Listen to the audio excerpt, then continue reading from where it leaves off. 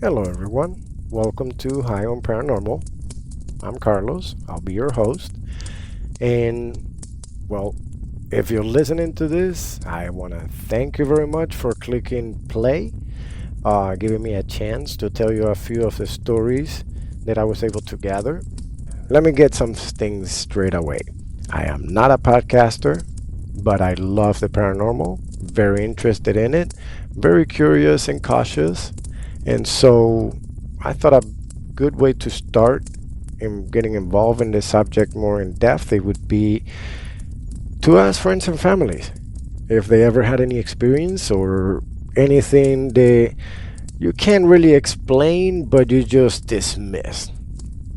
And so I call it the $5 lottery ticket, where you win the lottery, but you only won $5 and you don't really care about it. So it happened, you dismissed it. It's like it never happened before. And we all have little sensations like that, some way more than others, more intense than others, and even mine. I got a few small situations, small experiences, but nothing to really brag about, or, well, there's nothing to brag about, or things like that, but to, you know, say or worth mentioning.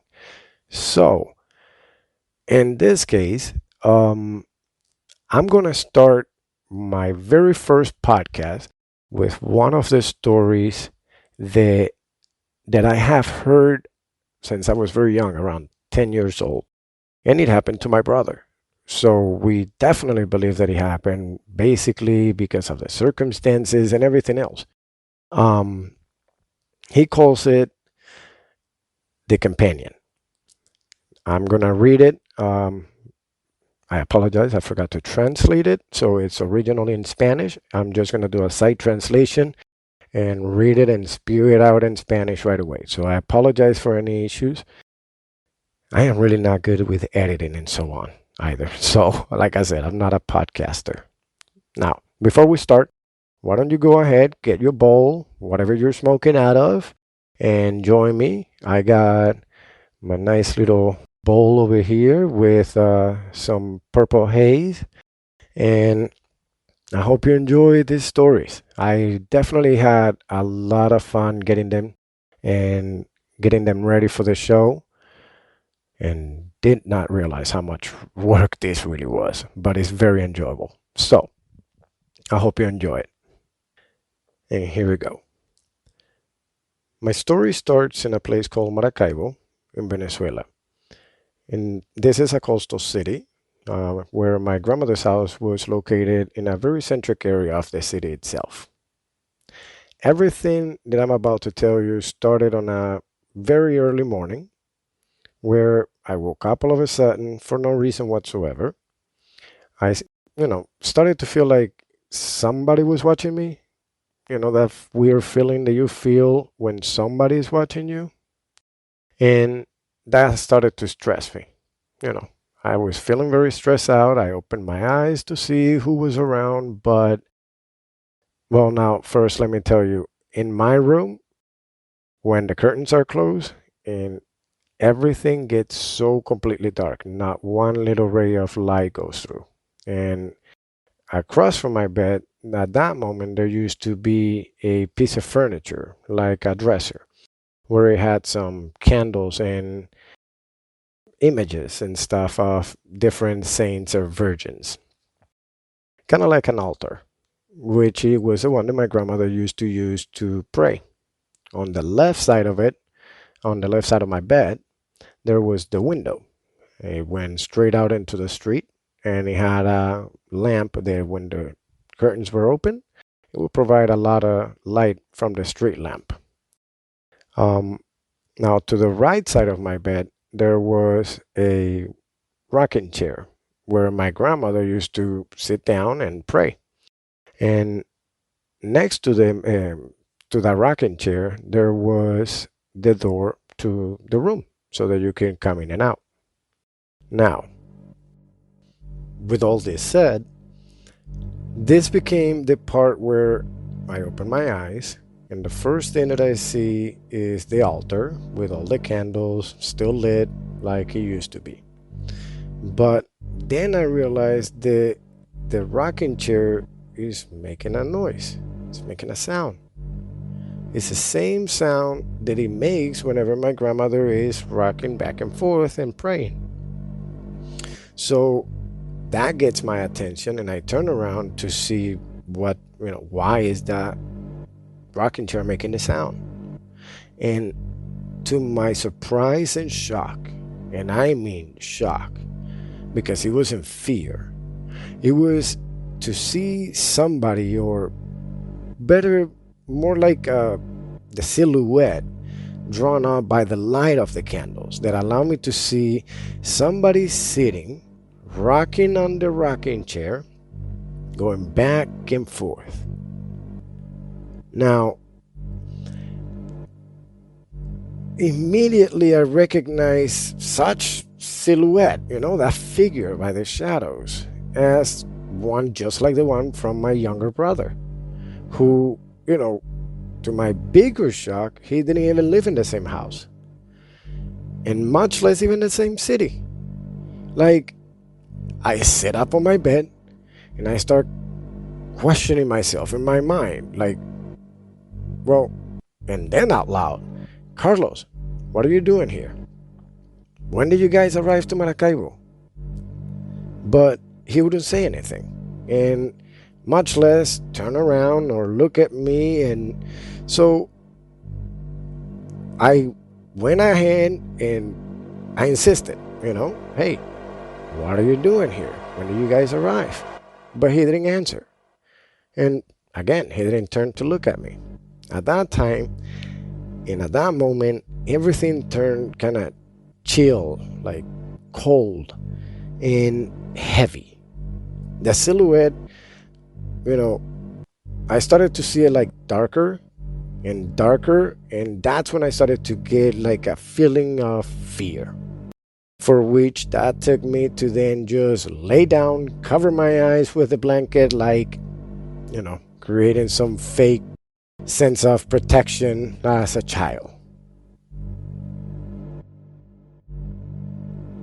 And so after that moment where I just cover under the blanket like when I was a kid, now keep in mind, I'm 18 at this point, or I think I'm 18, 17. And after a moment, which I don't know how long, my body started to feel like the temperature was getting lower, and I started to get cold. And so at that moment, I started to hear how the chair was no longer moving. It had stopped. And then it starts to laugh. First, in a soft manner, later on, little by little, raising the intensity and tone. When I was starting to hear it, to listen, and hearing that, it's kind of like a mocking laugh. And so it really terrified me. My mind was telling me to get up, to just jump over the rocking chair, open the door, and just take out running from the room, asking for help and screaming for help. But I decided that what I was going to do at that moment, to get my escape going with a good result, but my body was completely disconnected from my mind. It had no response whatsoever. It was like if I was in a vegetative state.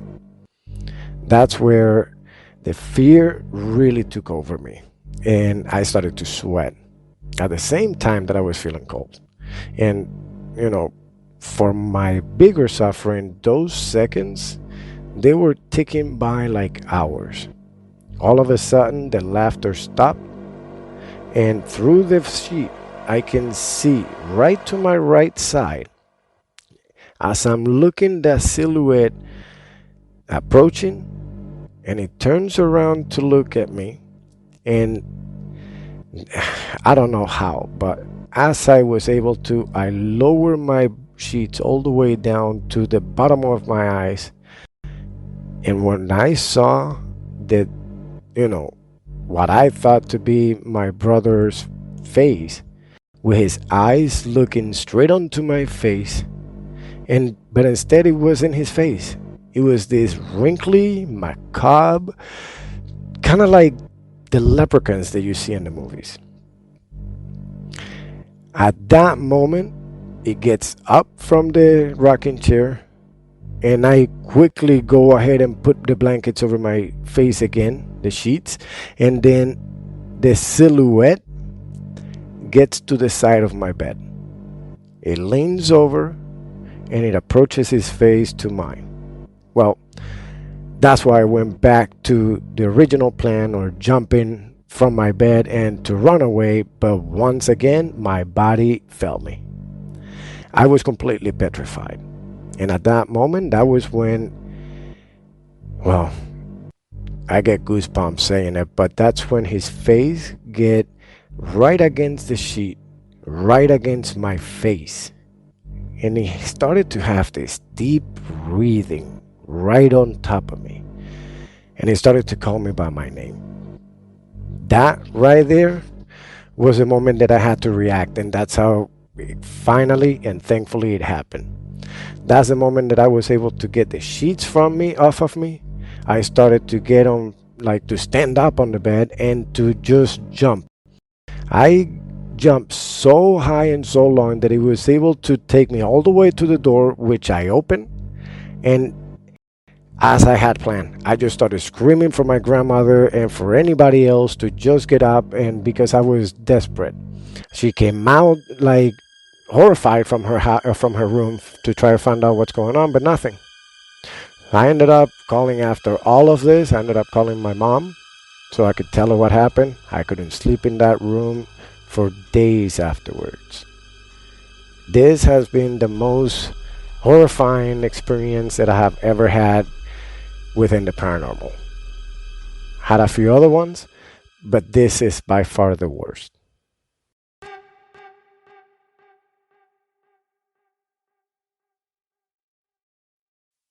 Now, I have to be honest. When I first read the story, the full story as he sent it to me, compared to the memories that I had of what I've heard, I actually got goosebumps. So, like, because being in the room and knowing the entire setup of it is just crazy, especially since many of the things ended up happening in that house. Very simple and, you know, even bigger ones. All right. I think in this one, I'm going to share one of my stories. It's a very short one. It would be like a good in between. So I'm going to share one which I've heard of this happening before in other podcasts and paranormal TV shows and whatnot, of being able to see somebody, but like their spirit or whatever, their image. I don't know how to call it, but when you're so sure that you saw somebody and that somebody is still alive, it's not like they're dead and their ghost and spirit is there. They're still alive. So that's one of those that, well, no, I must have been wrong when I saw it. But the weird thing is that, it wasn't just me. Like, I was literally on the phone with my mom when it happened. And that's how I know that it actually happened. And that what I saw is what I saw. So let me tell you about it. Okay, so my experience was at my grandmother's house, same house my brother's talking about in his story. Um, Now imagine a T. The bottom end of the T, it's the dining room area where the phone is. The middle part of the T base itself, it's like the TV area, living room. And then the top of the T is the center of my room. The right side, it's my brother's room. And on the um, left side, it's my grandparents' room. My niece was sitting or laying down in my grandfather's hammock in his room because she had a broken toe or something like that. Um, I'm talking on the phone to my mom, and you can see that entire area from the phone area. So I could see somebody walking from any room to another. After a while, 5, 10 minutes of talking to my mom on the phone, I see my niece walk from my grandparents' room to her room. I try to call out to her, "Hey, Amanda, Amanda," but nothing. So I was just waiting for her to come back around so that she could come to the phone, say hello to my mom, and all of that. She never did. So, like another 5, 10 minutes, we hang up the call, and I go into my brother's room to, you know, see what's holding her. Hey, Abuela wanted to talk to you. Abuela is grandma in English. And so, but she wasn't there. So I go back to my grandfather's bedroom because I must have missed her when she went back. And I ask her, but she tells me that she never left the room, that she has been laying there the whole time because her foot hurt too much to walk around. So I didn't really mention anything, but, at the time, to anybody, I think.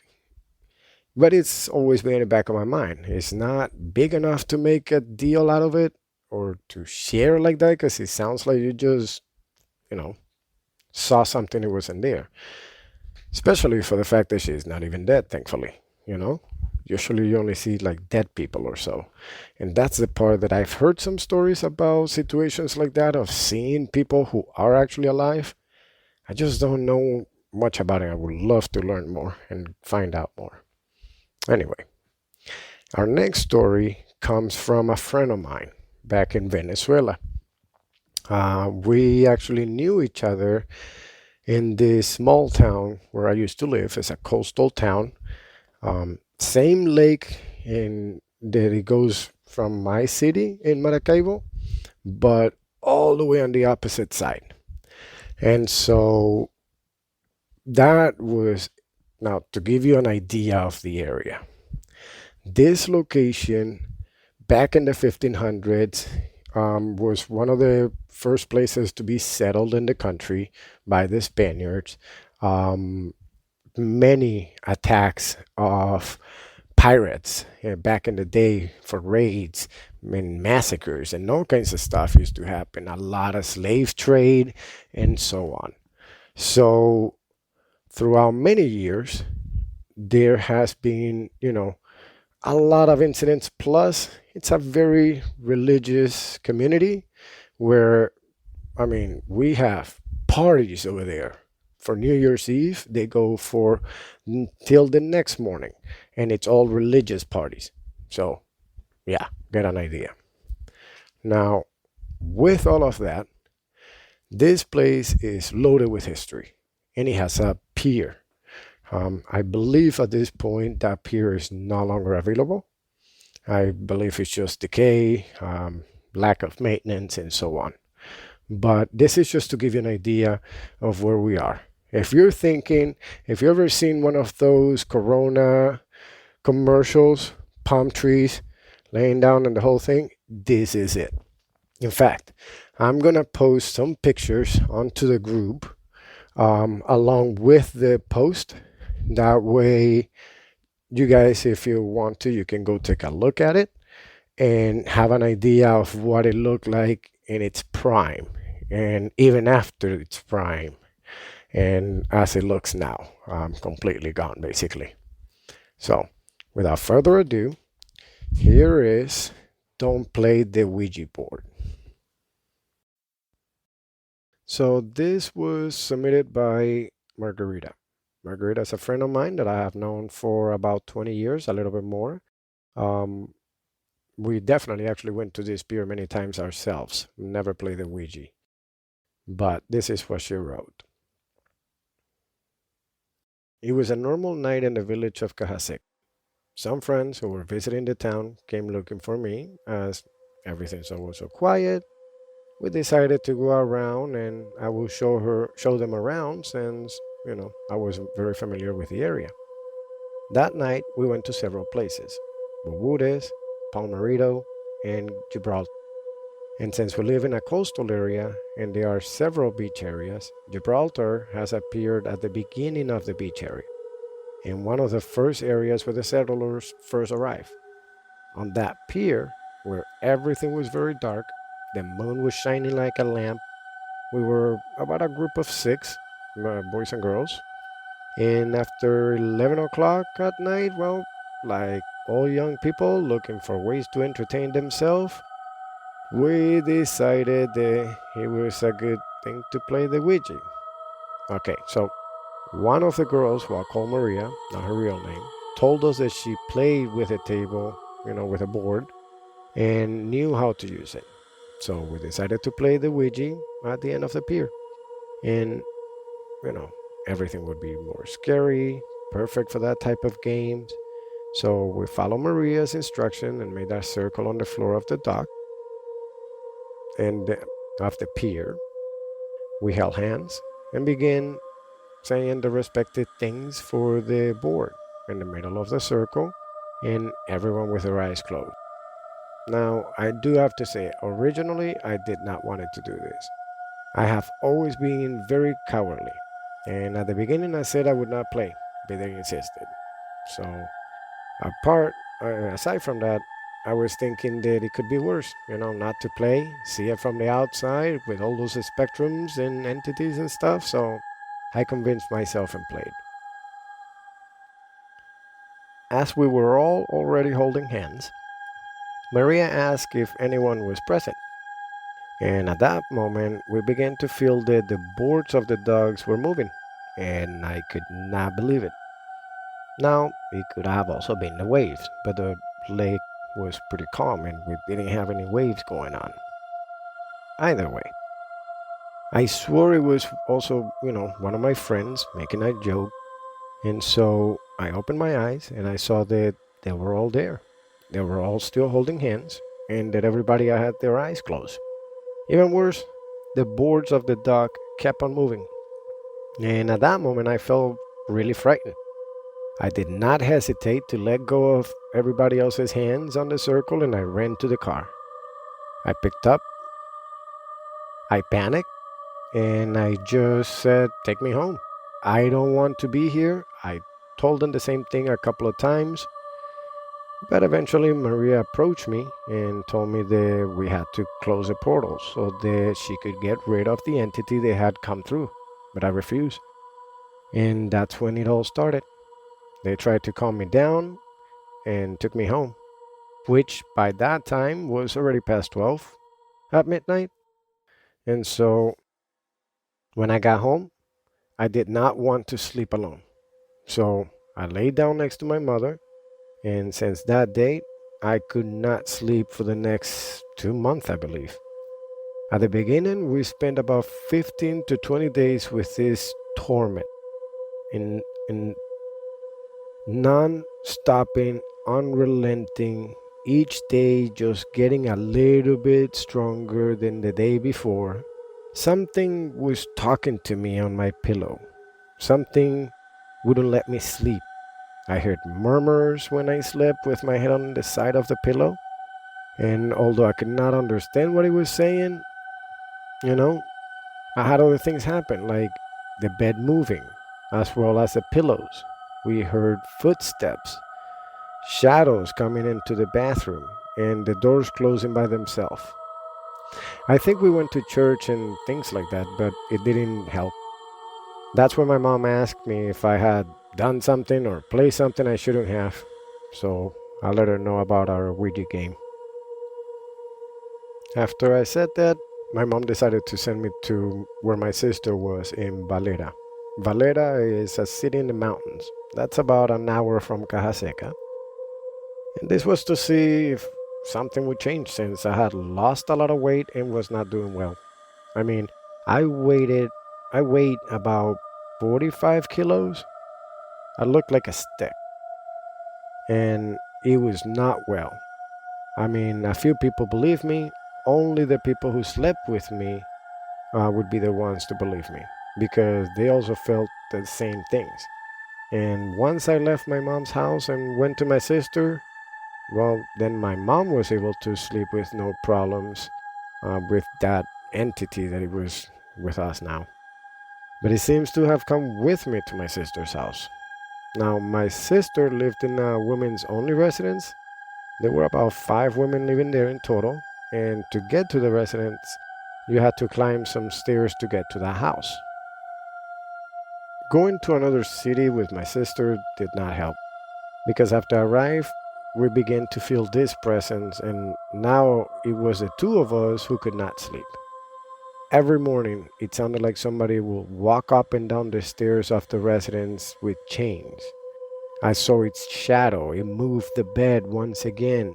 I mean, walking steps, they sounded very loud with unintelligible voices. And worst of all, I felt like he touched me, like he touched between my legs, and well, that did scare me a lot. I felt violated and helpless. All this happening in the middle of the night when everyone was asleep. The sequences of events were driving me crazy, but it was real. My sister heard it too. After 2 months, we went to visit a priest. And he helped, but sadly, not much. He told me to pray and to put some holy water on me, so I did. And that actually gave me the chance to be able to have a good night's sleep for about a night or two. But by the third night, it all had started once again. And we kept hearing things every so often. Then we went to a woman, and she was able to get rid of it. Apparently, the entity that stuck to me was a man who, when I broke the chain of the game, it stayed with me. He was a big black man, and he was the one who was bothering me. Of course, I bothered him first, so I think it's understandable. Apparently, this entity was attracted to me. So this lady advised me to dress in men's clothes. They are not too effeminate, and they, to do that for a few weeks. And so that way it would confuse the entity. I was also advised about what kind of prayers to pray, which she did for me, as well as sage. And I did this to the point of even wearing men's cologne for a few weeks. Little by little, it actually seemed to work.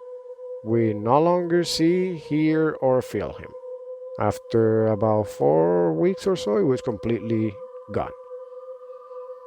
After that, I never played that game again, not even by chance. I have a lot of respect for all that, and I don't wish those 2 months of terror on anyone. Sometime later, I actually discovered that Gibraltar was one of the first ports where the Spanish arrived, where there was a lot of slavery and slaughter of people of color. I hope you enjoyed my story.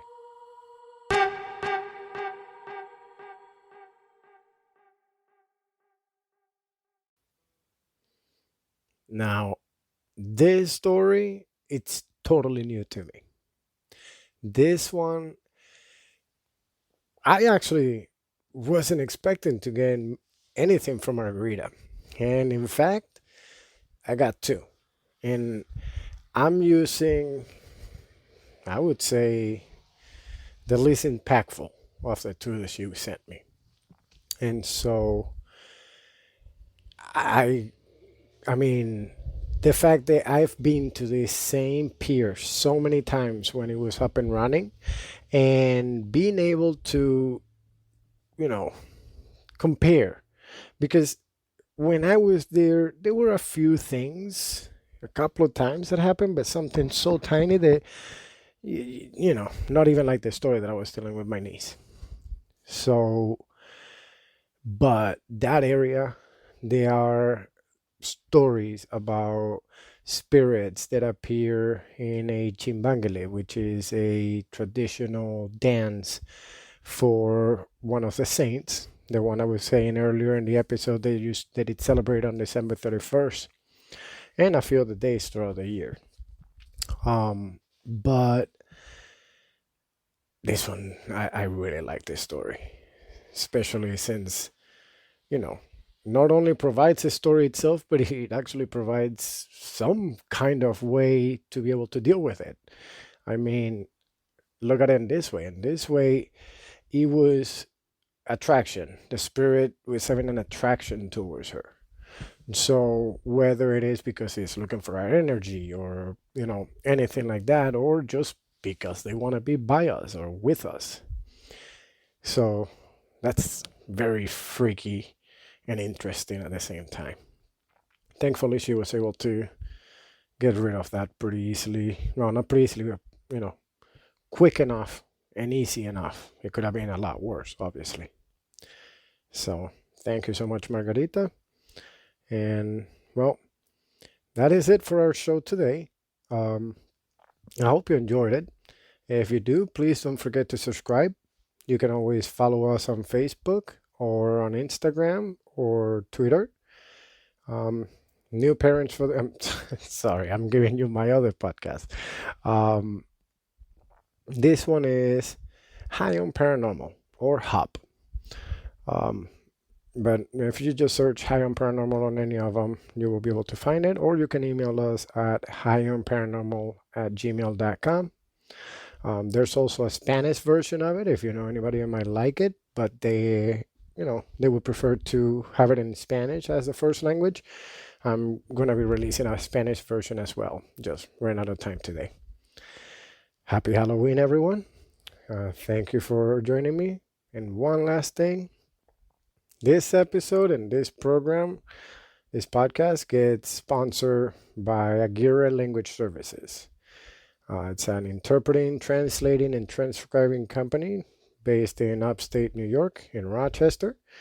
And quality and customer service is their priority.